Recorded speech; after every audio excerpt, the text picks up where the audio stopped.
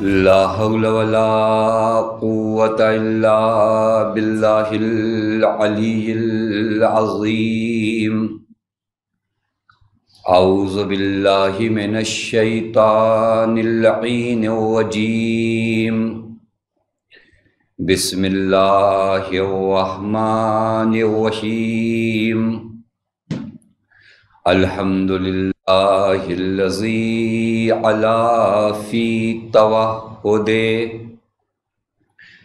ودنا في تفرده وجلا في سلطانه وعظما في أركانه وقهر جميع الخلق بقدرته وبرهانه.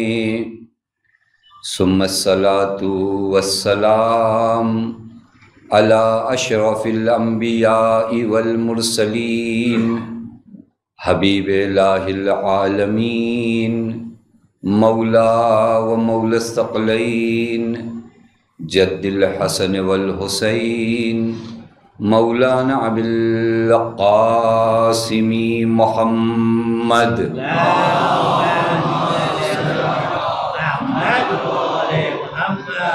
وعلى أهل بيته الطيبين الطاهرين المعصومين المظلومين المنتجبين لا سيما بقية الله في الأرضين واللعنة الدائمة الباقية العاجلة على أعدائهم ومنكري فضائلهم وغاصبي حقوقهم ومخربي شريعتهم ومبغضي شيعتهم أجمعين من الآن إلى يوم الدين. أما بعد، فقد قال الله الحكيم في محكم كتابه: بسم الله الرحمن الرحيم.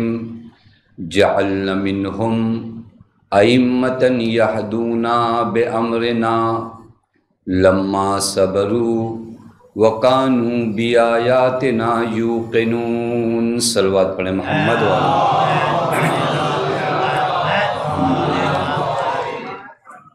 ایک مرتبہ سورہ حمد، 3 مرتبہ سورہ توحید کی تلاوت فرما کے مرحوم رفیق حبیب مولیدینہ، حبیب حاجی مولیدینہ، امینہ بائی، احمد بائی، محبوب حبیب مولیدینہ، سبیرہ بائی، سلطان علی، تسلیمہ بنت محمد حسین مولیدینہ، Churchiwala family, Jafri family, Rajai family, Merchant family, Kashwani family کے تمام مرحومین، اسی طرح مرحوم اشفاق حسین زیدی، خاتون جہاں زیدی، صادق علی مرزا، ظفر حسنین مرزا و جملہ مومنین و مومنات کے روح پر سر ایک صلوات پڑھے محمد والے.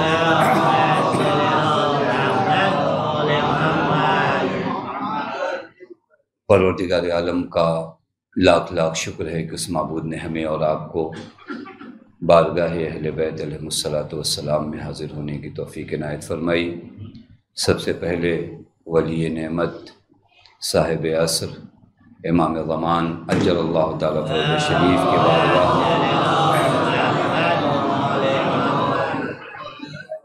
تسلیت اور تعزیت پیش کرتے ہیں. اعظم اللہ اجرک. عجیب مرحلہ ہے، خدا کی قسم. امام عصر اجل اللہ تعالیٰ فرج شریف یوں تو اہل بیت پر ڈھائے گئے تمام مصائب کے وارث حقیقی حضرت ہیں، اور اب تک 2 مہینہ 8 دن تک جو کچھ عزاداری آپ نے کیا، اصل بانی عزاداری امام زمان ہے.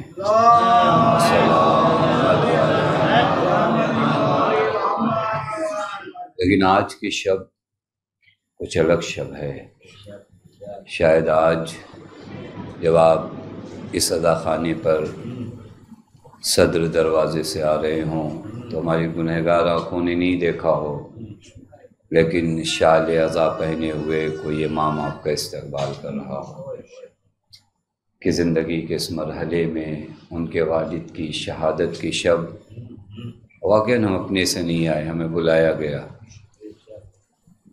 کہاں یہ عزا ہر کسی کو نصیب ہوتی ہے. حضرت نے بلایا کہ میرے والد کی شب شہادت تم یہاں آؤ، اور ہم آئے ہیں۔ حق کے غلامی تو نہیں کہوں گا، اتنا کہوں گا اعلان غلامی کرنے آئے ہیں۔ حق کے غلامی تو نہیں ادا کر پاتے ہم، اعلان غلامی ادا کرنے ہیں۔ مولا ہم غلام ہیں، آپ آقا ہو، ہم آئے ہیں۔ الحمدللہ 2 مہینہ 8 دن تک عزاداری سید الشہداء میں زندگی کا حسین لمحہ بسر ہوا کہ کل قیامت میں تڑپو گے ان لمحات کے لیے کہ عزاداری سید الشہداء میں ہماری زندگی کم کیوں بسر ہوئی ہے۔ روایات میں ہے، خدا کی قسم روایات میں ہے کہ سرکار سید الشہداء اپنے ہر عزادار کی جانب نگاہ کرتے ہیں۔ مولا کا نگاہ کرنا رکھتا ہے، حضرت کا نگاہ کرم کرنا معنی رکھتا ہے۔ اور اللہ سے دعا گو بھی ہوں کہ اس قدر عزاداری سید الشہداء نے، موضوع سخن نہیں ہے بس تمہیداً آپ کی خدمت میں، چونکہ جسے امام کا تذکرہ کرنا ہے کم ذکر ہوتا ہے، فقط آپ کو بتاؤں کہ یہ 2 مہینہ 7 دن یا 8 دن کون سا سرمایہ آپ نے جمع کیا ہے، کون سی دولت آپ نے جمع کیا ہے، اسے برباد نہ ہونے دیجیے گا۔ یہ سرمایہ حیات ہے جو آپ نے 2 مہینہ 7 دن تک یا حسین یا علی یا فاطمہ یا اکبر یہ جملے آپ نے نہیں کہے، آپ کو دوبارہ ایک نئی زندگی دی گئی۔ وہ دنیا جو ہمیں ظلمتوں اور اندھیروں میں لے جا چکی تھی، حسین نے اپنی مجلس میں بلا کر پھر ہمارے وجود کو نورانی کیا۔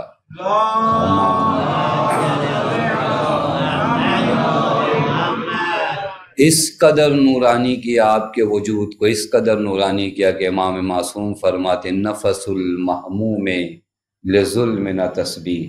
اپنے تقدس کے لیے اس حدیث کو پڑھو کہ عزاداری سید الشہداء نے اتنا مقدس بنا دیا آپ کو، اتنا معتبر بنا دیا کہ اب جب سانس لیتے ہو حسین کے نام پر تو وہ سبحان اللہ کا ثواب ہے۔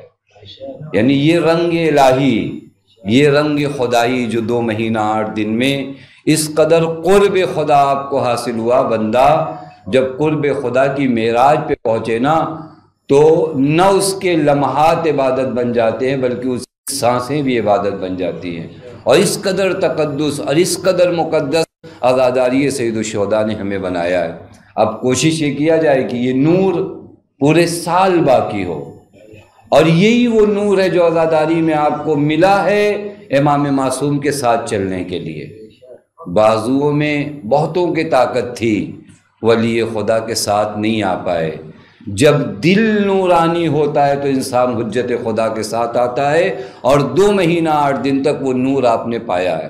آپ نے پایا وہ نور امام حسین کی مجلس میں آ کر، جہاں پر انبیاء، اولیاء، اوصیاء سب آئے، اسے بچا کر رکھ۔ یہ سرمایہ ہے جو میں نے عرض کیا کہ عظیم سرمایہ ہے جو حضرت سید الشہداء کی مجلسوں کے صدقے میں ہماری قوم کے بچوں کو، جوانوں کو، ضعیفوں کو، بزرگوں کو، بوڑھوں کو ملا۔ اس سرمایہ کو بچا، یہ پہلا مرحلہ جہاں پر ہمیں پورے سال اسی نور کے ساتھ اپنی زندگی کو بسر کرنا ہے۔ گویا آپ نے رزق حیات معنوی جمع کیا محرم میں۔ محرم میں وہ حیات معنوی کا جو رزق ہے وہ جمع کیا۔ سال بھر اسی رزق کے تحت خدا کی عبادت کرو، سال بھر اسی رزق کے تحت نماز پڑھو، سال بھر اسی رزق کے تحت اللہ کا روزہ رکھو۔ یہ وہ رزق ہے جسے سنبھال کر رکھنا۔ لیکن چونکہ آج کی شب شہادت امام حسن عسکری علیہ السلام ہے،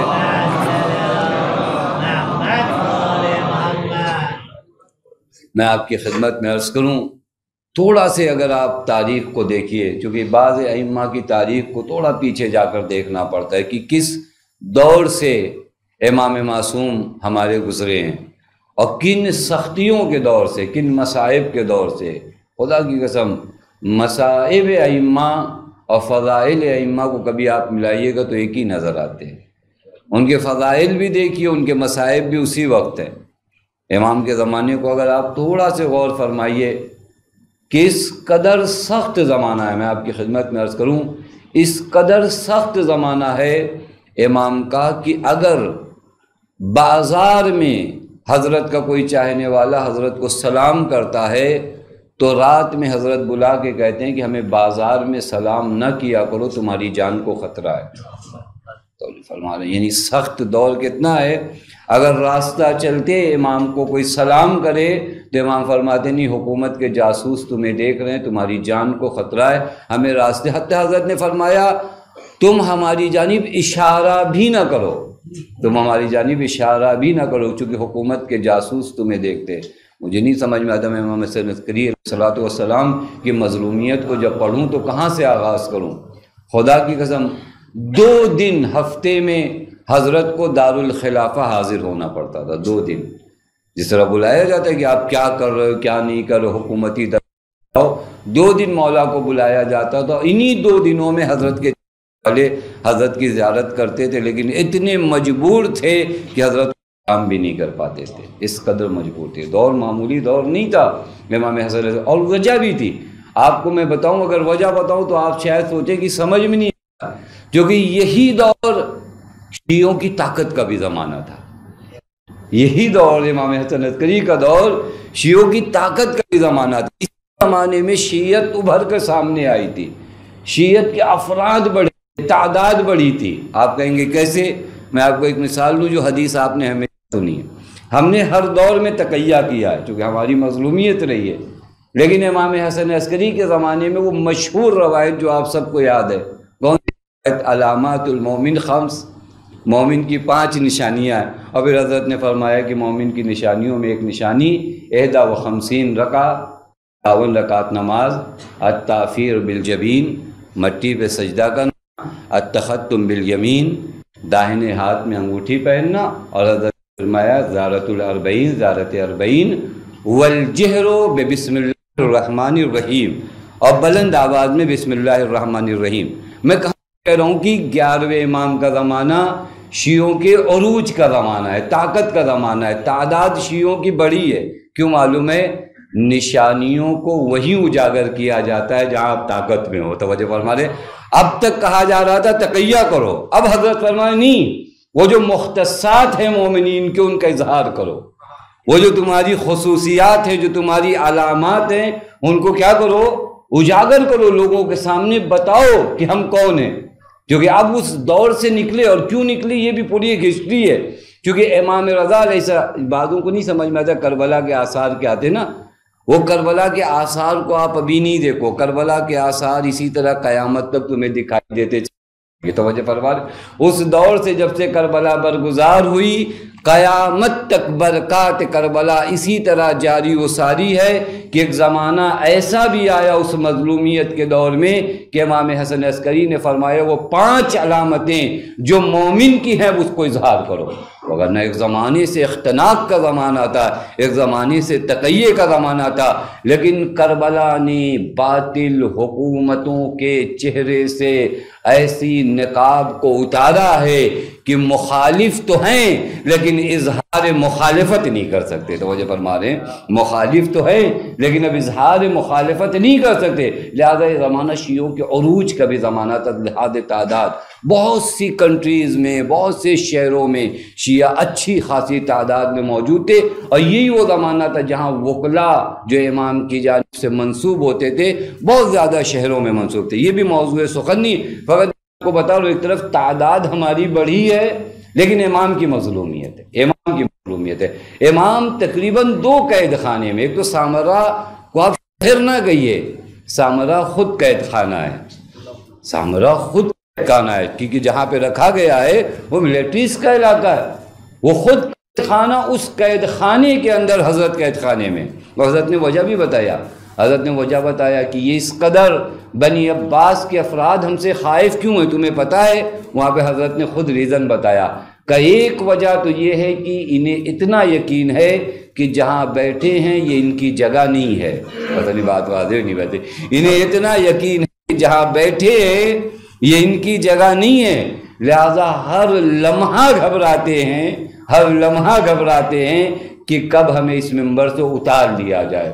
اور دوسری وجہ جو ان کے خوف کی ہے وہ یہ کہ انہوں نے تواتر کے ساتھ ان احادیث کو سنا ہے کہ ایک آنے والا آئے گا جو ان کے بساط ظلم کو لپیٹ دے گا، لہٰذا یہ گھبرا رہے۔ توجہ فرما رہے، لہٰذا اگر آپ کبھی غور کریے، میں آپ کو تاریخ فقط گزار رہا ہوں، کبھی غور کریے گا، جو سلسلہ امامت اختتام کے مرحلوں پہ ہے نا، امام پہ سختیاں زیادہ ہیں۔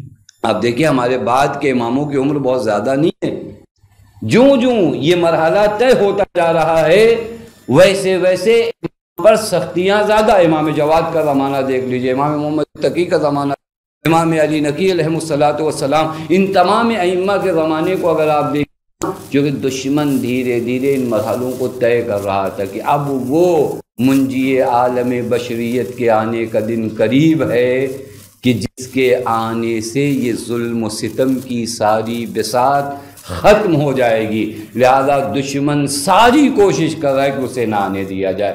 انہیں کیا پتا، یریدون لیطفئوا نور اللہ بافواہہم، نور الہی کبھی پھونکوں سے نہیں بجھتا، آندھیاں چلتی ہیں، نور الہی کی تمازت میں اضافہ ہوتا ہے، کمی نہیں ہوتی۔ وہ نور الہی جس کا انتظام اللہ کا ارادہ، یہ ہے نا، یہ سلسلہ مکمل اور کمال کے مرحلوں کو طے کرے۔ لہذا امام حسن عسکری علیہ السلام کا زمانہ سخت زمانوں میں، خدا کی قسم سخت زمانوں میں ہے۔ کس کے لیے؟ خود حضرت کے لیے۔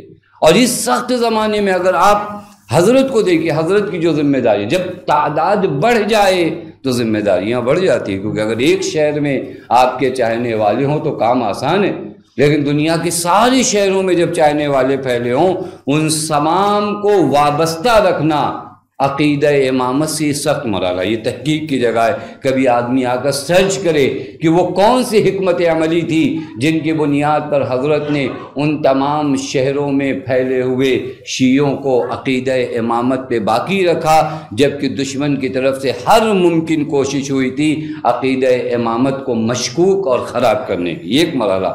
دوسری طرف سے جو حضرت کی ذمہ داریوں میں سے ایک اہم ذمہ داری اور سب سے اہم ذمہ داری کہ جس آنے والے کی دشمنی میں لوگ تاک لگائے بیٹھے تھے اس کی حفاظت کرنا ہے، اور نہ صرف حفاظت کرنا۔ آپ دیکھیں شیعت کے لیے یہ ایک بدلتا ہوا دور ہے۔ اب تک 11 اماموں کو ہم نے اپنی آنکھوں سے دیکھا تھا، اب یہ پورا تاریخ تشیع کا پھیلا ہوا ہے ایک ایسے امام کی عقیدت اور عقائد کو قبول کرنا پڑے گا جسے یہ آنکھوں سے دیکھ نہیں پائیں گے۔ یا آپ کبھی امام حسن عسکری علیہ السلام کی حکمت عملی کو دیکھیے کہ کس طرح امامت کے پیغام کو پہنچایا کہ 1200 سالوں سے آپ کے عقیدہ مہدویت ذرہ برابر شک نہیں آیا۔ یہ حکمت عملی نہیں ہے کہ جس امام کو اب تک تو یہی سلسلہ تھا نا، ہمارے امام کو اپنی آنکھوں سے دیکھتے تھے، سلام کرتے تھے، جواب سلام سنتے تھے، لیکن اب پورا مزاج بدل رہا ہے کہ حکمت الہیہ کے تحت ایک ایسے امام کو آنا ہے جو نظروں سے دور ہوگا، جو سامنے نہیں ہوگا، اور اس دوران ان لوگوں کو بھی اس عقیدہ امامت پہ باقی رکھنا ہے جن کے سامنے بہت سی زیادہ ایڈورٹائز ہوں گی۔ یہ امام حسن عسکری کی وہ کارکردگیاں ہیں جنہیں کبھی وقت ملے تو انسان غور کرے کہ امام نے کیا حکمت عملی کو اپنایا کہ عقیدہ مہدویت ابتدا سے لے کر آج تک اس میں شک و تردید ڈالی جا رہی ہے، لیکن اب بھی وہ عقیدہ مہدویت پابرجا ہے۔ اور یہ آج ہماری چونکہ عاشب شہادت امام حسن عسکری ہے، ہم بھی ایک طے اور معاہدہ کریں اپنے آپ سے، اپنے نفس سے، کہ کہیں ایسا نہ ہو کہ ہم بھی اپنے وقت کے امام کے بارے میں فقط نام جانے۔ میں نے ایک جگہ پر عرض کیا تھا، ہم انتظار کس چیز کا کر رہے ہیں ہمیں معلوم ہونا چاہیے۔ ہم ظہور امام کا انتظار کر رہے ہیں، ہم حضور امام کا انتظار نہیں کر رہے ہیں۔ اگر اس مرحلے کو فقط انسان طے کر لے امام حاضر ہیں، اس کا تھوڑی نہیں انتظار کر رہے ہیں۔ ہم کو تو اتنا بھی یقین ہے کہ اس بزم میں جب ان کے بابا کا ذکر کر رہے ہیں تو یہاں پر بھی حاضر ہے۔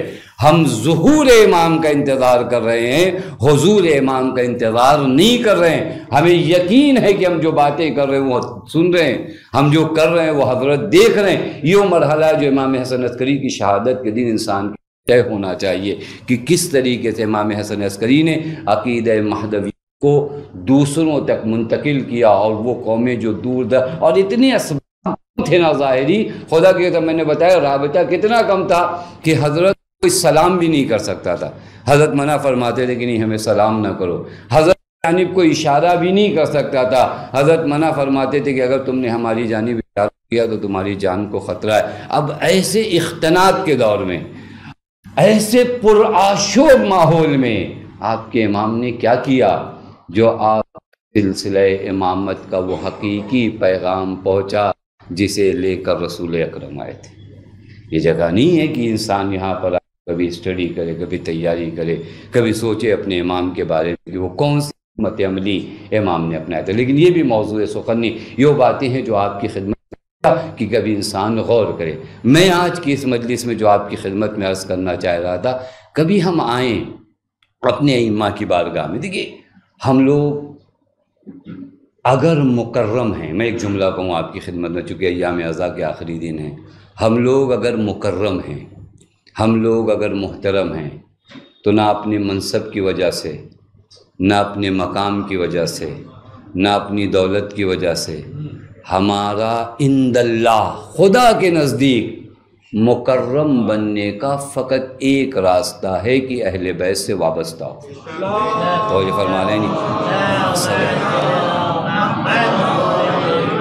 یہی ایک راستہ، یہی ایک راستہ۔ اگر خدا کے نزدیک مکرم اور محترم بننا ہے تو اہل بیت سے اٹیچمنٹ، اہل بیت سے آپ، یہ میں نہیں کہہ رہا ہوں، یہ دعوت عاشورہ میں آپ کہتے ہیں فاصل اللہ، میں خدا سے کیا کہا، اکرم کا، اللہ نے آپ کو مکرم بنایا، یعنی اہل بیت اللہ نے آپ کو محترم بنایا۔ اس کے بعد کا جملہ کیا کہتے ہیں، وَأَكْرَمَنِي بِكَ، اور مجھے جو محترم بنایا وہ آپ کے ذریعے، یعنی اصل میں مخزن عزت آپ ہو، یا یوں کہوں آسان، واسطہ عزت آپ ہو، آپ کو اللہ نے مستقیماً عزیز بنایا۔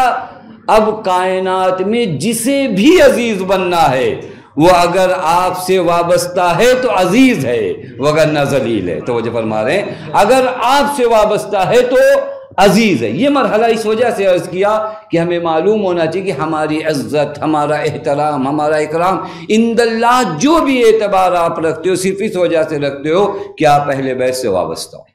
یہاں تعلق ٹوٹا، نہ آپ کی نماز آپ کو مکرم بنا پائے گی، نہ آپ کا روزہ آپ کو مکرم بنا پائے گا۔ روایت میں ہے کہ اگر کوئی 70 نبیوں کا عمل لے کر آئے، اپنی بات مت کریے، اگر کوئی 70 انبیاء کا عمل لے کر آئے اور اگر علی کی ولایت نہ ہو تو خدا اوندھے منہ جہنم میں ڈال دے گا، کیونکہ اعتبار اس وابستگی کی وجہ سے کہ اہل بیت، اور اس وجہ سے میں نے ایک جگہ پر عرض کیا تھا کیوں اعتبار اہل بیت کی وابستگی کی وجہ سے، کیونکہ دین کے سارے ارکان و اعمال ظواہر ہیں، یا یوں آسان کروں، دین کے سارے اعمال جسم ہیں، ولایت اہل بیت روح ہے، جسم سے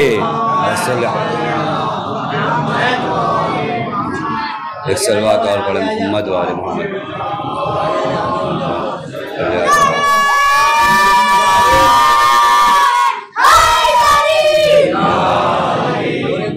ایک صلوات اور پڑھیں محمد و آل محمد۔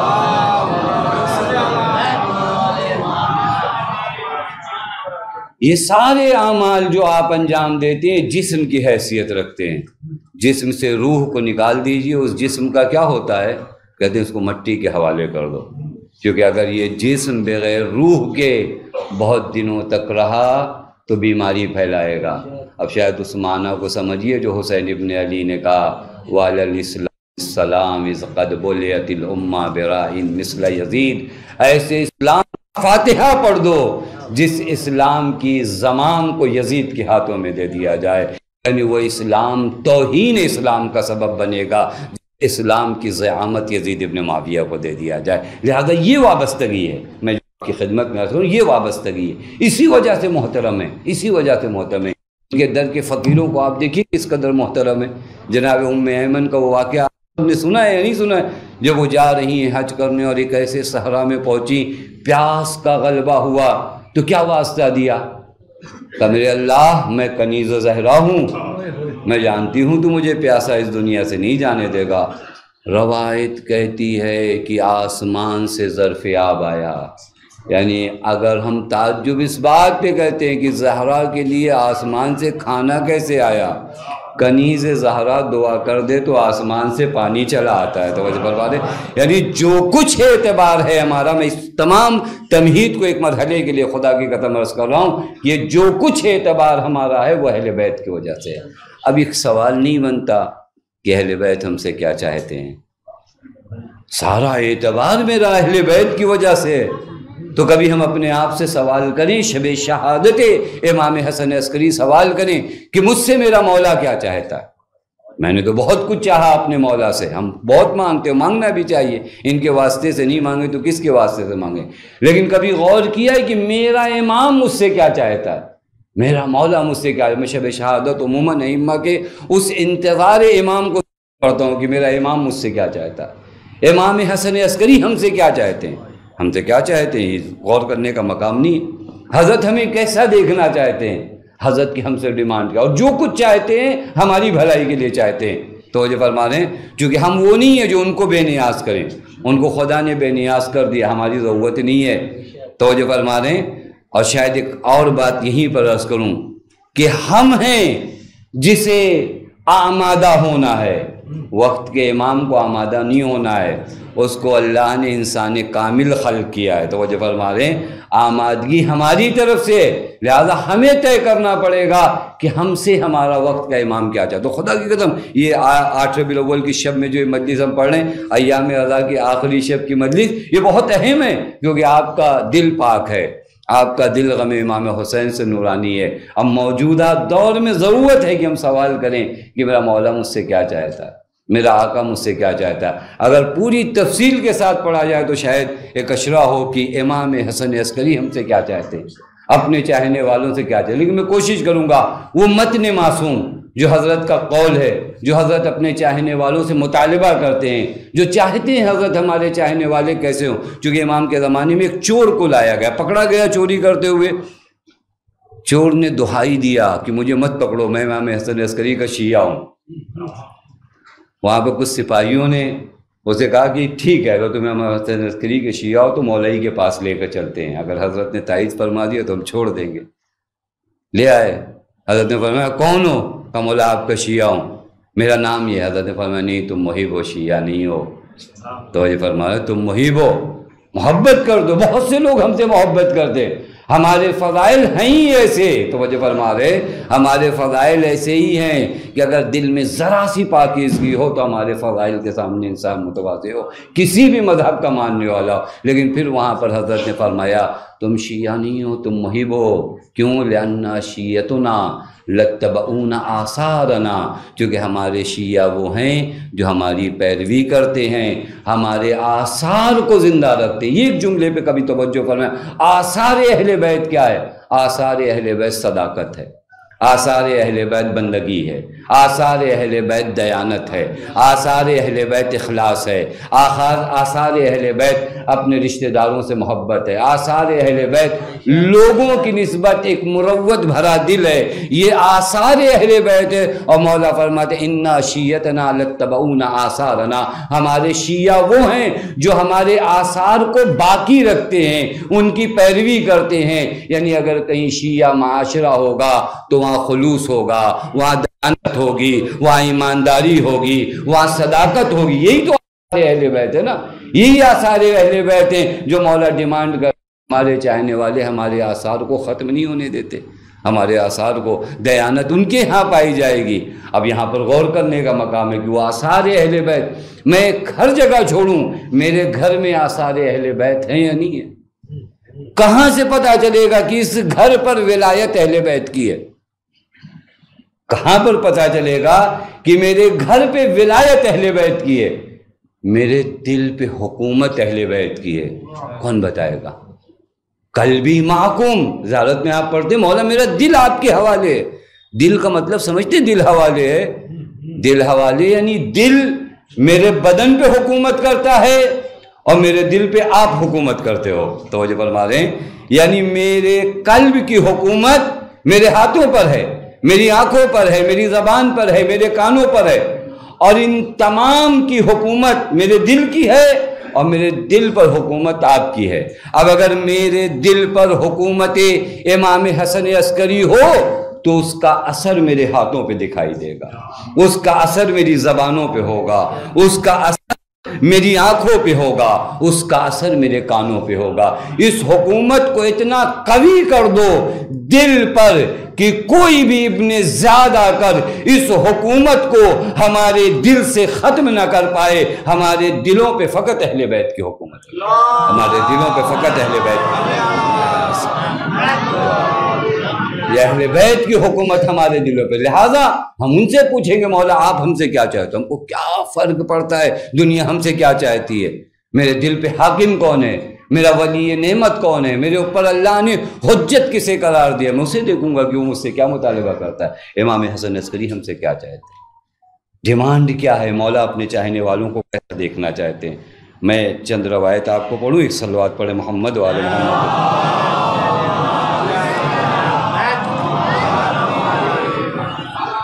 حضرت کی جو خواہش ہے میں آپ کی خدمت میں عرض کروں، میں نے عرض کیا کہ ایام عزا ختم ہو رہے ہیں، اور ختم کیا ہو رہے ہیں، یعنی ایک سلسلہ تھا جو ختم ہو رہا، وگرنہ عزا کہاں حسین ابن علی کی ختم ہوتی ہے؟ ہم تو خلق کیے گئے اسی عزاداری کے لیے، ہماری بقا کا سبب یہی عزاداری ہے۔ اور شاید ایک جملہ کہوں یہاں پر بریکٹ میں، چونکہ کافی ماتم، کافی مجلسیں، کافی نوحہ خوانی، کافی سینہ زنی کیا ہے، ایک مرتبہ بھی شیطان کو یہ خیال نہ لانے دیجیے گا کہ ہم تھے تو عزاداری ہو گئی۔ یہ شیطانی فکر ہے نا، ہم نہیں ہوتے تو کیا ہوتا؟ کچھ بھی نہیں ہوتا، کچھ بھی نہیں ہوتا۔ چیک کر کے دیکھیے، آپ نہ رہیے اور دیکھیے عزاداری ہوتی ہے نہیں ہوتی ہے۔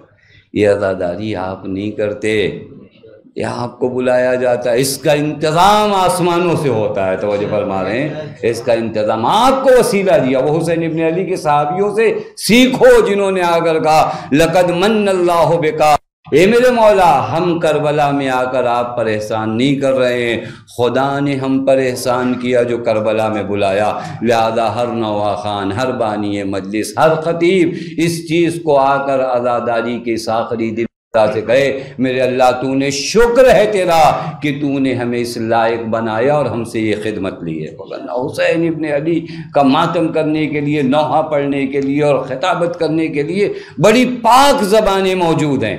میں ایک جگہ پہ عرض کیا تھا کہ اگر کسی انسان کی تعریف بڑے لوگ کر رہے ہو نا تو بیچ میں ایک بچہ اٹھے وہ تعریف کرے تو آدمی چپ کرائے گا، تم چپ رہو، اتنے بڑے بڑے لوگ تعریف کر رہے ہیں۔ کسی کی تعریف کرنے کے لیے قرآن موجود ہو، انبیاء موجود ہو، صالحین موجود ہو، اب ہم جیسے گنہگار بھی تعریف کریں، کوئی اور ہوتا تو چپ کرا دیتا، لیکن کریم ابن کریم تھا، کا تعریف کر رہا ہے گرچہ گنہگار ہے، چلو یہ موقع اسے بھی دے دیتے ہیں۔ توجہ فرما رہے ہیں، وگرنہ وہاں انبیاء مدح کر رہے ہیں، آپ کی زبان سے نام حسین نکل رہا، یہ حسین کا کرم ہے۔ لہذا یہ چیک کریے کہ وہ کیا چاہتے ہیں ہم سے۔ میں ایک چیز عرض کروں، مولا امام حسن عسکری کی پہلی خواہش جو آپ سے ہے، مولا فرماتے خصلتان لیس فوقہما شیء، دو چیزیں انسان میں ہونی چاہیے جس سے اوپر کوئی چیز نہیں ہے، ایک الایمان باللہ والنفع الاخوان۔ یہ دیکھیے اپنی سماج میں چیک کیا جائے نا کہ ہم جو مولا کے چاہنے والے، ہم جو مولا کے ماننے والے، حضرت دو چیزیں چاہتے ہیں، ایک اس حدیث میں الایمان باللہ، خدا پہ ایمان، والنفع الاخوان، اپنے بھائیوں کو کتنا فائدہ پہنچاتا ہے۔ یعنی حضرت چاہتے ہیں کہ تم جو ہمارے چاہنے والے ہو دوسروں کے نقصان کا سبب نہ بنو، تمہارا وجود دوسروں کے لیے بابرکت ہو۔ مطلب سمجھ رہے ہیں، الایمان باللہ، تمہارا خدا پر ایمان محکم۔ اہل بیت کے چاہنے والوں کا خدا پہ ایمان محکم نہیں ہوگا، کس کا ہوگا؟ اور لوگوں نے تو نہ جانے خدا کو کہاں کہاں پہنچایا، اصل خدا تو آپ نے سمجھا ہے، تو پھر ایمان باللہ کے مرحلے میں آپ کہاں ہو؟ ہے ایمان میرا خدا پر اس طرح جس طرح ہم سے مولا چاہتے ہیں، وہ ایمان، یہ ایمان تو تھوڑا سی مشکلات میں آ کر نہ جانے کیا کیا بولنے لگتا ہے۔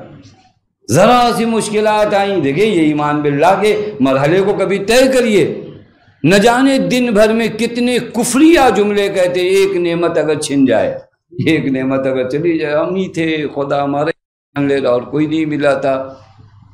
یہ ایمان باللہ نہیں ہے۔ آپ نے 2 مہینہ 8 دن تک اس کا غم منایا ہے جس نے لاش حسین کے پاس آ کر کہا ربنا تقبل منا ھذا القربان، میرے اللہ اس مختصر سی قربانی کو زینب سے قبول کر لے۔ آپ نے 2 مہینہ 8 دن تک اس بی بی کا تذکرہ کیا جس سے جب بھرے دربار میں پوچھا گیا کیفا صنع اللہ بأخی حسین، تو فرمایا ما رأیت الا جمیلا، میں نے ذات حق تعالیٰ حسن و جمال کے کچھ اور نہیں دیکھا ہے۔ یہ ایمان باللہ، یہ ایمان، یہ درس سیکھیے۔ میں نہیں کہتا کہ آپ ایمان باللہ کی اس مرحلے تک پہنچ جاؤ گے، کوئی نہیں پہنچے گا، کوئی نہیں پہنچے گا۔ کیوں نہیں پہنچے گا؟ چونکہ بی بی زینب کا اگر زیارت نامہ دیکھو نا تو وہاں ایک جملہ ہے لقد عجبت الملائکۃ، ملائکہ نے جس صبر پہ تعجب کیا ہے اس صبر کا نام صبر زینبی ہے۔ ملائکہ نے تعجب کیا۔ ملائکہ تعجب کس چیز، تعجب کن چیزوں پہ ہوتا ہے؟ جو چیز آپ نہ دیکھیں یا کبھی دیکھیں، توجہ فرما رہے ہیں، جو چیز آپ بار بار دیکھتے ہیں اس پہ تعجب نہیں ہوتا۔ تعجب جو چیز کبھی نہ دیکھیں یا کبھی کبھی دیکھیں۔ زیارت نامے لقد عجبت الملائکہ، ملائکہ کو صبر زینب دیکھ کر تعجب ہوا، کیونکہ ایمان کا وہ مرحلہ جہاں بی بی آ کر ایمان باللہ کی اس معراج پر ہے، خدا کی قسم، جو پامال جنازے کے پاس اپنے بھائی کے، اپنے بھتیجے سے کہتی میرے لال تم اپنے دل کو اس قدر محزون نہ کرو، اسی جگہ پر اللہ تعالیٰ تمہارے بابا کی یاد کو تازہ رکھے گا اور ان قبروں کی یاد کو اتنا تازہ رکھے گا کہ ہر وقت کے فرائین چاہیں گے مٹانا، لیکن جس قدر مٹانا چاہیں گے کربلا اس قدر روشن ہوگی۔ یہ الایمان باللہ،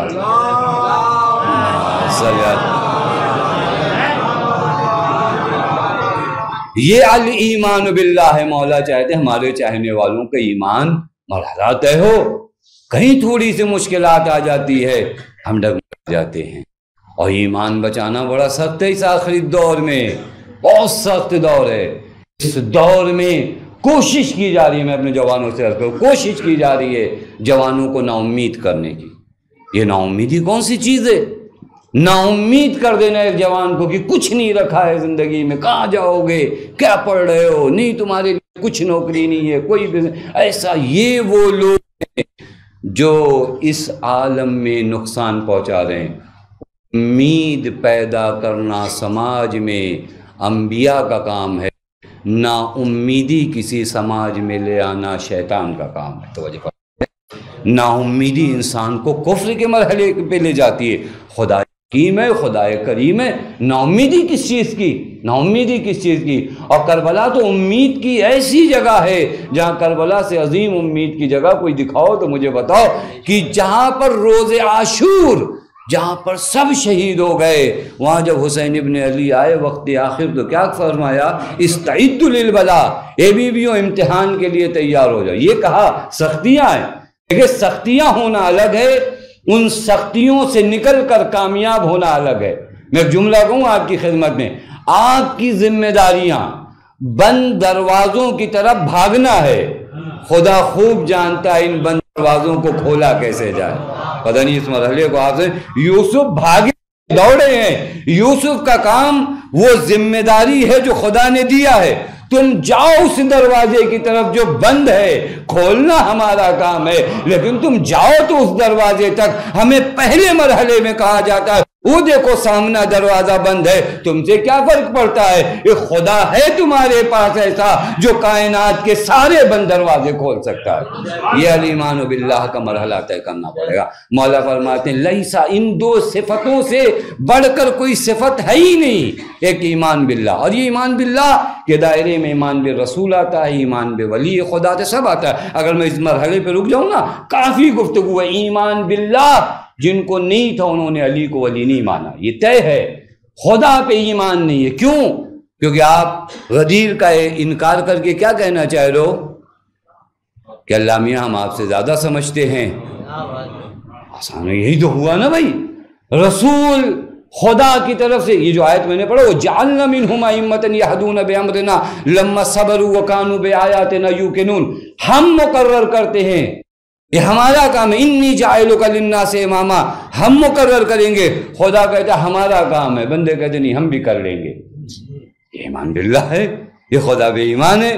خدا کہتا ہے غدیر، بندہ کہتا ہے نہیں غدیر نہیں، یہ توجہ فرما رہے ہیں، یہ ایمان باللہ کو مدد۔ ایمان باللہ جتنا قوی ہوگا، میں نے محرم کی مجلس میں عرض کیا، حسین ابن علی کے ساتھ وہی رہ سکتا ہے جو خدا کا بندہ ہو، جو خود کا بندہ ہو یا دنیا کا بندہ ہو، وہ حسین کے ساتھ نہیں آ سکتا۔ آپ پھر اس کی نماز دیکھ کر مت گھبرانا، کہ تم وہاں نماز پڑھی جا رہی تھی، خود پڑھی جائے، شیطان نے اس سے زیادہ نماز پڑھی ہے، توجہ فرمائیں، آپ پڑھیے، نماز پڑھیے، روزہ پڑھیے۔ آپ خدا کے بندے ہو، اس کی نشانی کیا ہے کہ آپ حجت خدا کے سامنے خاضع ہو یا نہیں ہو، توجہ فرما دیں۔ کیونکہ باب اللہ آپ کیا پڑھتے ہو، نحن باب اللہ، یہ باب اللہ ہیں۔ اگر خدا کی عظمت کا اعتراف ہے تو جو باب اللہ ہیں ان کے باب پر آپ کی جبین آ کر متواضع ہو جائے، یہ الایمان باللہ۔ دوسری چیز نفع الاخوان، یہ دیکھیے سماج کا درد ہے، نفع الاخوان، یہ امام حسن بصری آپ سے چاہتے ہیں اپنے بھائیوں کو فائدہ پہنچانا۔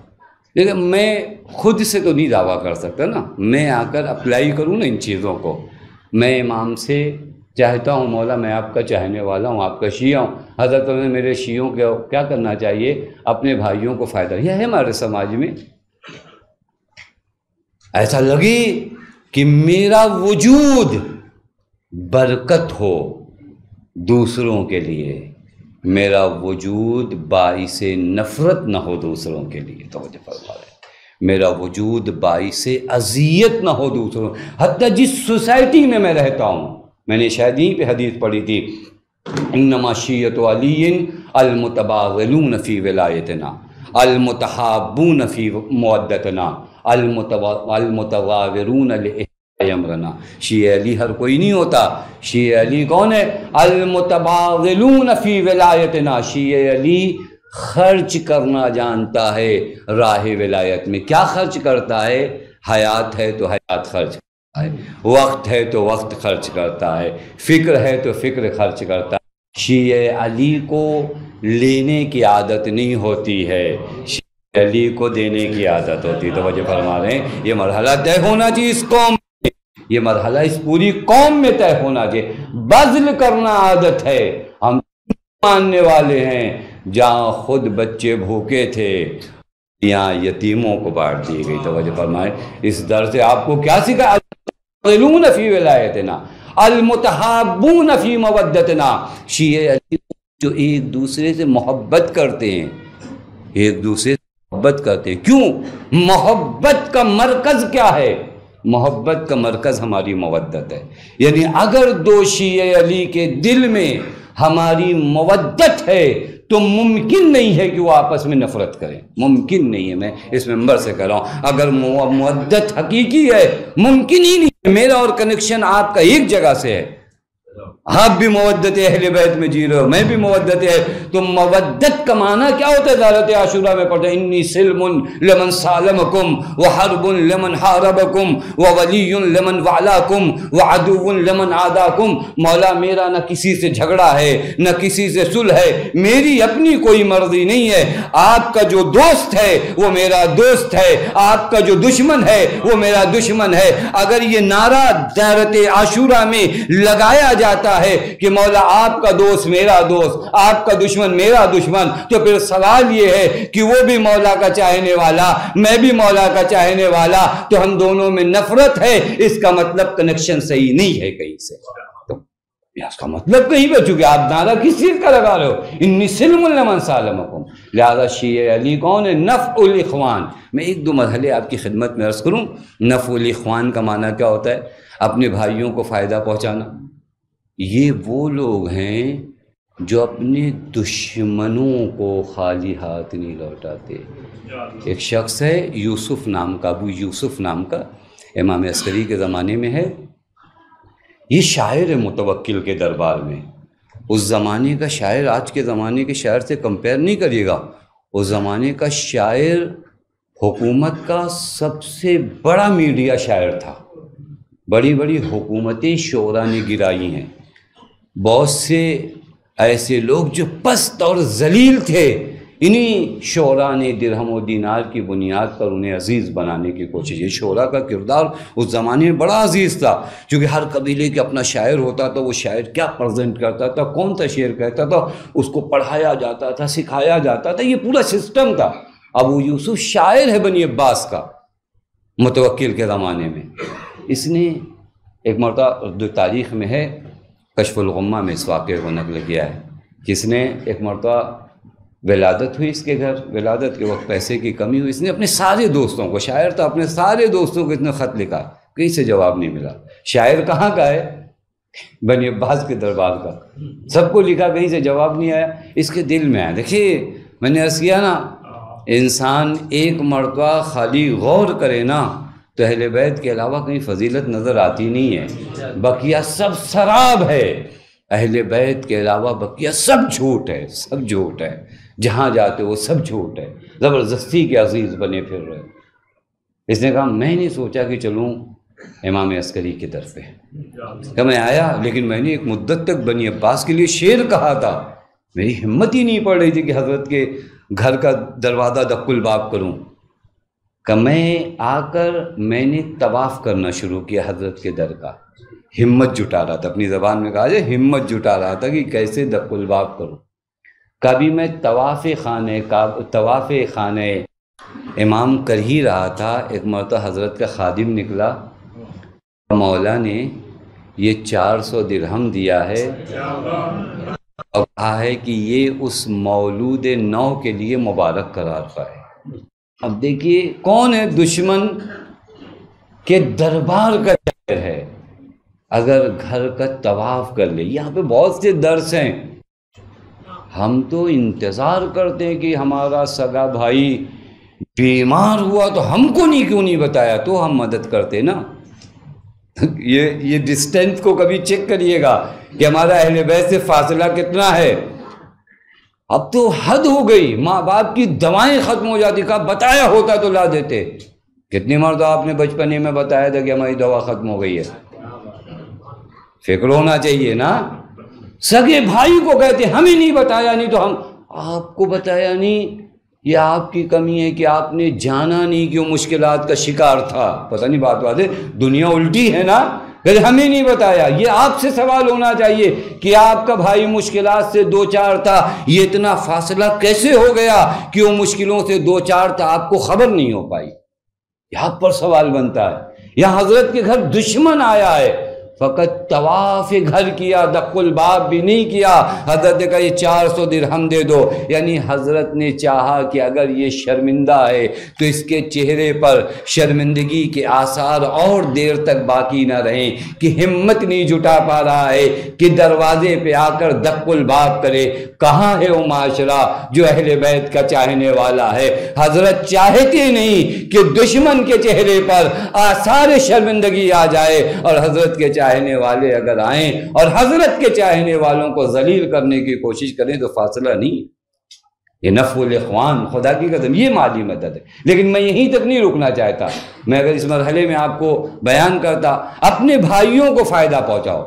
ایک فائدہ کیا پہنچاؤ معلوم ہے؟ حضرت عجیب حسین روایت ہے، لیکن چونکہ آخری مرحلے میں مجھے ختم بھی کرنا تھا اور اسی مرحلے میں روایت پڑھنا پڑا، لیکن میں فقط ترجمہ کر کے گزر جاؤں گا. حضرت نے پیغمبر سے اس روایت کو نقل کیا. حضرت نے فرمایا، دیکھیں نفع الاخوان کو ذہن میں رکھیے گا. فائدہ پہنچانا بھی، بعض پیسے والوں کو لگتا ہے کہ پیسے کے ذریعے مدد کر دیا مسئلہ حل ہو گیا. نہیں، فائدہ پہنچانے کے بہت سے طریقے ہیں. اگر میرے کسی بھائی کا عقیدہ کمزور ہو رہا ہے، کوئی دین سے دور ہو رہا ہے، یہ بھی نفع الاخوان کے باب میں آتا ہے. اور روایت ہے، خدا کی قسم روایت ہے، امام فرماتے ہیں پیغمبر نے فرمایا کہ اس یتیم سے بڑا یتیم وہ ہے. سن لیجیے اس روایت کو. حضرت فرماتے ہیں اشد من یتم الیتیم، جس کا باپ اس دنیا سے چلا جائے نا وہ یتیم ہے، اور یتیم بڑی سخت دور کا نام ہے. حضرت فرماتے ہیں لیکن اس سے زیادہ بڑا یتیم کون ہے؟ جس کا رابطہ اپنے امام سے ٹوٹ جائے. اس یتیم کے بارے میں ہم نے کیا کیا؟ چلو اس یتیم کے بارے میں ایک سلسلے تک ہم نے اگر کام کیا، اس یتیم کے بارے میں نہیں، ایتام آل محمد کے لیے ہم نے کیا کیا؟ وہ جو اپنے امام کی نسبت معرفت نہیں رکھتے، وہ جو حلال دین و حرام دین کو نہیں پہنچاتے۔ روایت کہتی ہے کہ اس انسان کا جو علم آل محمد سے ناشنا ہو، عالمان آل محمد کا ہرگز معنی امامہ ابا نہیں ہے۔ آپ کی خدمت میں عرض کروں، ہر وہ انسان جو دین کو سمجھے، کس لباس میں فرق نہیں پڑتا، لیکن ہاں دین بتائے، دین جانتا ہے۔ مولا فرماتے ہیں یہ عالمان دین ہیں، ان کی آغوش میں وہ یتیم ہیں جن کا رابطہ اپنے امام سے ٹوٹا ہوا ہے۔ انہوں نے اگر ان یتیم خیال کیا، ان یتیموں کا خیال کیا، تو یہ لوگ کل جنت میں ہمارے ہمراہ ہوں گے۔ آج اس دنیا میں وہ معرفت اہل بیت جو لوگوں تک نہیں پہنچا۔ امام حسن عسکری کیا چاہتے ہیں آپ سے؟ عام کریے، عام کریے دین محمد والے محمد کو، عام کریے لوگوں کے درمیان جو احکام دینیہ نہیں جانتے، جو حلال و حرام کو نہیں پہچانتے، جو اپنے امام کی نسبت بے معرفت ہیں۔ بے معرفت ہیں ہم لوگ نہیں سمجھتے اپنے وقت کے امام کو۔ میں آپ کی خدمت میں عرض کروں، اگر یہ معاشرہ امام کی نسبت معرفت پیدا کر لے تو دعائے تعجیل فرج اطمینان سے نہیں پڑے گا، اضطراب کے ساتھ پڑے گا، بے چینی کے ساتھ پڑے گا۔ وہ بے چینی نہیں دکھائی دیتی اس معاشرے میں، بڑے اطمینان سے دعا پڑھتے ہیں۔ وہ بے چینی، وہ آیت ہے نا، اس کو ہم نے جو بیماروں کے لیے مخصوص کیا ہے، امن یجیب المضطر اذا دعا ویکشف السوء۔ اضطرار پیدا ہو جائے حضرت آ جائیں گے۔ یہ معاشرہ اضطرار مضطر تو ہو، یہ معاشرہ اسے لگے تو یہ لگے گا کب؟ جب اس کو اپنے امام کی معرفت ہو، جب اس کو پتہ چلے گا الامام الانیس الرفیق والاخ الشفیق والاب الشفیق والاخ الشقیق والام البرہ بالولد الصغیر۔ جب آپ اس کو بتاؤ بھی تمہارا کون امام پردہ غیب میں، کس امام کو تم اپنی آنکھوں سے نہیں دیکھ پا رہے ہو، کس امام سے دور ہو، وہ امام جو ماں سے زیادہ مہربان ہے، امام سے دور ہو۔ بتاؤ اس معاشرے کو، بچاؤ ان بچوں کو اس امام سے دور ہو جو سب و روز تمہارے لیے دعائیں کرتا ہے۔ وہ امام تمہاری آنکھوں کے سامنے نہیں ہے جس کی دعاؤں کی وجہ سے ہزاروں بلا سے دور ہوتی ہے۔ بتاؤ اس معاشرے کو، بتاؤ تاکہ یہ اپنے امام سے رابطہ پیدا کرے۔ اور اس معاشرے کو کس امام کی معرفی کرتے ہو؟ تلوار آئیں گے نہیں، امام رحمت للعالمین کا ظہور ہے۔ بتاؤ ان جوانوں کو، بتاؤ وہ امام ہے، وہ ہر لمحہ تمہاری نسبت فکر مند ہے، وہ ہر لمحہ تمہاری نسبت فکر مند ہے۔ بعض روایات میں 1000 مرتبہ امام اپنے چاہنے والوں کے لیے دعا کرتے، سوال نہیں کیا جائے گا 1000 مرتبہ وہ دعا کرتے ہیں دن بھر میں تم کب امام کو یاد کرتے ہو، کب حضرت کو یاد کرتے ہو؟ بس عزیزوں میں نے ختم کیا۔ یہ معرفت پیدا، یہ آیتام آل محمد ہے۔ خدا کی قسم دنیا کے کسی بھی یتیم کو اگر سینے سے لگا لو نا تو اللہ کہتا ثواب دوں گا۔ آل محمد کے یتیم کو سینے سے لگاؤ، یہ جو نہیں جانتے باتوں کو، علم نہیں جانتے، انہیں علم پہنچاؤ۔ ایتام آل محمد، اس کا اجر کون دے گا؟ امام وقت دے گا۔ اس کا اجر کون دے گا؟ اس کا اجر کیا قرار پائے گا؟ کل جنت میں اہل بیت کے ساتھ رہو گے۔ یہ سب سے بڑا اجر ہے آپ کے لیے۔ جنت میں جانا سب سے بڑا اجر نہیں ہے، جنت میں جا کر ہر روز حسین کی زیارت کرنا اجر ہے۔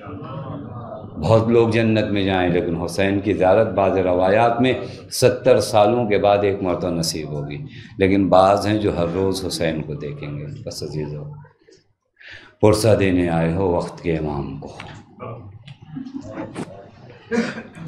صاحب عزا آج ہمارے وقت کا امام ہے، ہر روز ہمارے وقت کا امام صاحب عزا ہے، لیکن آج امام کو امام کے بابا کی شہادت کا پرسہ دینے آئے۔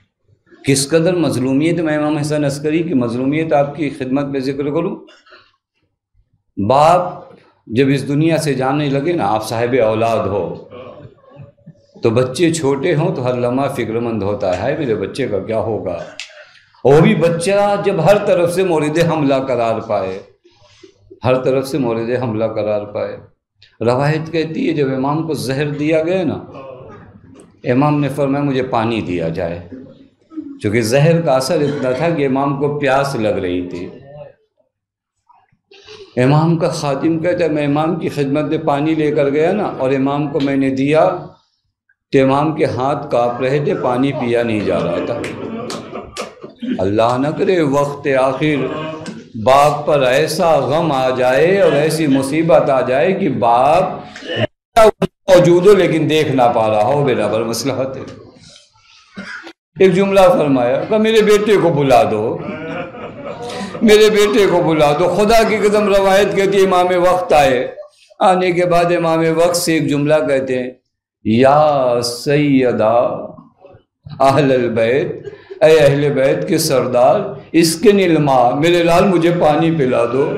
بس عزیزو، بیٹے نے باپ کو پانی پلایا۔ کربلا نہیں پہنچیں گے، مولا سخت ہے، خدا کی قسم سخت ہے۔ یا امام زمانہ میں معاف کریے، باپ تڑپ رہا ہو، سخت ہے مولا، لیکن باپ نے پانی مانگا تو آپ آ گئے، اپنے مبارک ہاتھوں سے باپ کو پانی پلا دیا۔ لیکن اللہ اس بچی کا کیا کرے، جب بابا جانے لگا تو کہتی بابا تھوڑی دیر کے لیے رک۔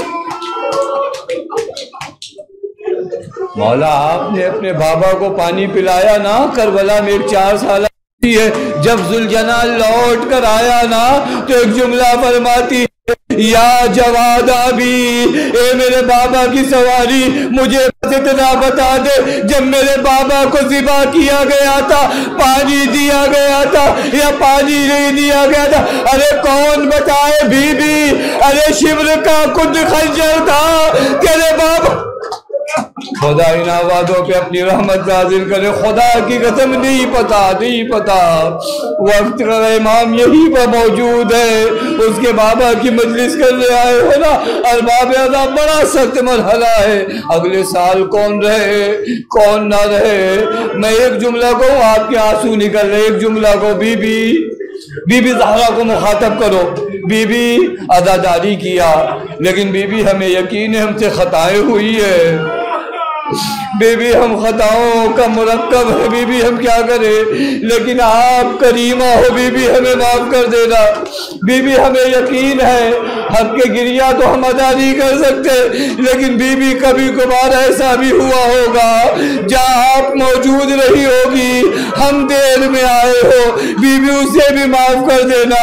بی بی بڑی خطائیں ہوئی ہیں، لیکن آپ کریمہ ہو، ہمیں فرصت دینا کہ جب تک زندہ رہے غم حسین میں ہماری آنکھیں آنسو بہاتی رہے اور یہ امانت ہماری نسلوں تک منتقل ہوتا رہے۔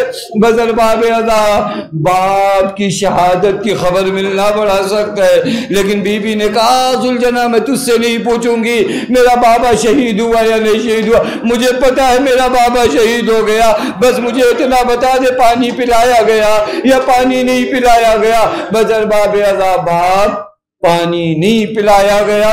پھر اس کے بعد امام وقت کو مخاطب کرو، مولا سخت تھا، خدا کی قسم سخت تھا، باپ تڑپ رہا ہو لیکن بیٹے کو وہاں سے جانا پڑے، لیکن ہاتھوں کو جوڑ کے کہوں گا مولا آپ وہاں پر گرچہ سامنے ظاہر موجود نہیں تھے، لیکن میرے آقا پانی پلا دیا، باپ کی نماز جنازہ پڑھ دی۔ میرے آقا آؤ اس کربلا میں جہاں کہ آپ وارث ہو، ہے باپ کا جنازہ ہے، بے گور و کفن جنازہ ہے، باپ کے جنازے کے پاس جب سید سجاد پہنچے، ایک مرتبہ باپ کے جسم کو دیکھا، ارے چہرے کا رنگ متغیر ہو گیا، چاہنے والی پھوپھی آگے بڑھی، یا بقیتا ہی اے میرے بھائی کی نشانی کیا ہو گیا، کب بھی اماں دے ان ظالموں نے اپنے کچھ تہائے نجد کو دفن کر دیے، ارے میرے باپ مطلب باب ادا۔ اب ہمارے یہاں دستور ہے ان دنوں وہ مصائب بھی پڑھا جاتا ہے، چونکہ رخصتی کا مرحلہ ہے نا، ہم نے غم منایا، لیکن ارباب ادا ہمارا غم کہاں، رات بھر شب بیداریوں میں میرے جوان تم نے ماتم کیا، جاگے اللہ قبول کرے، لیکن مجھے انصاف سے بتاؤ، جب جلوس کے بعد، جب شب بیداریوں کے بعد اپنے گھروں میں بچے تو اطمینان کی سانس لیا یا نہیں؟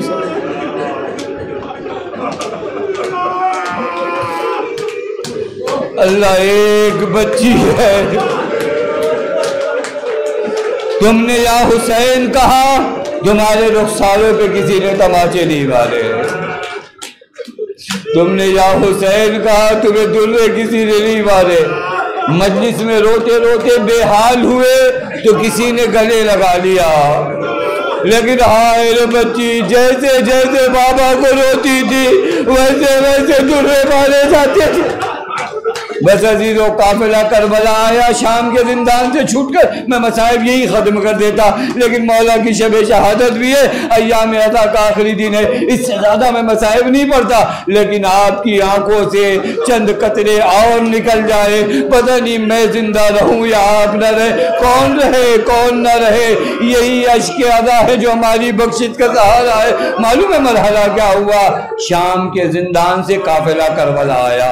اب آپ تصور کریے، 40 کر کے لوگ آئے ہیں، کس حالت میں آئے ہیں، کیسے آئے ہیں، وہ سب تصور کرے۔ اب وہ قافلہ جو کربلا سے شام گیا تھا نا، وہ قافلہ شام سے کربلا آ گیا۔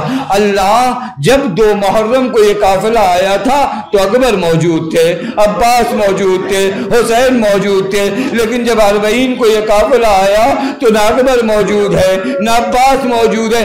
ایک جملہ کہوں گا آپ کی خدمت میں، جب زینب جا رہی تھی نا تو حسین کے جنازے کی طرف دیکھ کر کہا تھا، انت اخی، کیا تو ہی میرا بھائی ہے، کیا تو ہی میرا بھائی ہے؟ اب جب زینب واپس آئی ہے نا، عجب نہیں قبر حسین سے آواز آئی ہو، انت اختی، ارے کیا تو ہی میری بہن زینب ہے؟ یہ کمر خمیدہ کیوں ہے؟ یہ بال سفید کیوں؟ اجرکم اللہ ارباب ادا، بڑا سخت مرحلہ ہے۔ زینب قبر حسین پہ کیسے آئی مجھے نہیں پتا، فقط ایک جملہ کہوں گا اور مدینے تک آپ کو لے کر چلوں گا۔ ایک جملہ، آئی ہوں گی بھائی کی قبر پہ آ کر کہو کہ بھیا تمہیں تو خبر ہے نا زینب کو بے رجا کربلا سے کوفہ جانا پڑا، بھیا پتا ہے؟ ارے شام کا دربار تھا، شرابیوں کا مجمع تھا، تیری بہن کو کھڑا کیا گیا تھا۔ عزیزوں، سارے مرحلے زینب نے بیان کیے ہوں گے اور بتایا بھیا ان تمام ذمہ داریوں کو ادا کر دیا۔ یہ بھیا دربار میں جانا پڑا تیری بہن گئی، بازار میں جانا پڑا تیری بہن گئی، بھیا ساری ذمہ داریوں کو ادا کیا۔ ہاں بھیا، ایک بچی جو بار بار تجھے پکارتی تھی اسے زینب نہ لا پائی، ارے شام کے زندان میں وہ بچی رہ گئی۔ بطرباب ادا، میں نے یہی بھی ختم کر دیا۔ اب یہ قافلہ مدینے کی جانب روا ہے، مدینے کی جانب قافلہ آیا، بشیر نے آواز دیا، مدینے والوں خبر ہے جو قافلہ 28 رجب کو گیا تھا وہ قافلہ واپس آ گیا۔ ارباب ادا، پورا مدینہ استقبال کو جانا چاہ رہا ہے۔ ایک بی بی علماء فرماتے کہ ایک بی بی آئی اور آ کے فرمایا بشیر اتنا بتا، ارے میرے حسین کا کیا ہوا؟ کہ بی بی آپ کون ہے؟ کہ میں ام المنین ہوں۔ کہ بی بی آپ کا بیٹا عباس مارا گیا۔ کہ میں نے عباس کے بارے میں پوچھا نہیں، مجھے بس اتنا بتا دے میرے حسین کا کیا ہوا،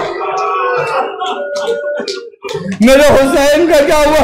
کبھی بھی آپ کے بیٹے جب ایک ایک بیٹوں کو گنوایا، کہا اولادی ومن تحت الخضرا فدا علی الحسین، میرے بچوں کا تذکرہ نہ کر، ارے جو کچھ کائنات میں ہے میرے حسین پر فدا ہو جائے، بس اتنا بتا دے میرے حسین کا کیا ہوا؟ کہ 3 دن کا بھوکا ہو گیا تھا، آپ کے حسین کو مار۔ اجرکم اللہ، لیجئے قافلہ مدینے میں آ گیا۔ بدر باب ادا، ایک مرحلہ پڑھ دوں اور آپ کی زحمت کو تمام کر دوں۔ اب یہ قافلہ روضہ رسول کی طرف روا ہے، زینب ساتھ ہے، روضہ رسول کہا، زینب آئی، نانا کی قبر کو دیکھا، نانا خبر بھی ہے تیرے حسین کو کربلا کے دشت میں 3 دن کا بھوکا اور پیاسا شہید کیا گیا۔ اے نانا ارے حسین کا جنازہ تھا، صبح اشپا سے میرے بھیا کے جنازے کو پامال کیا گیا، نانا کربلا سے کوفہ، کوفے سے شام، تیری اولاد کو دیار بدیار بلایا گیا، درے مارے گئے۔ اے نانا ایک بچی حسین کی تھی، جب بھی یا حسین کہتی تھی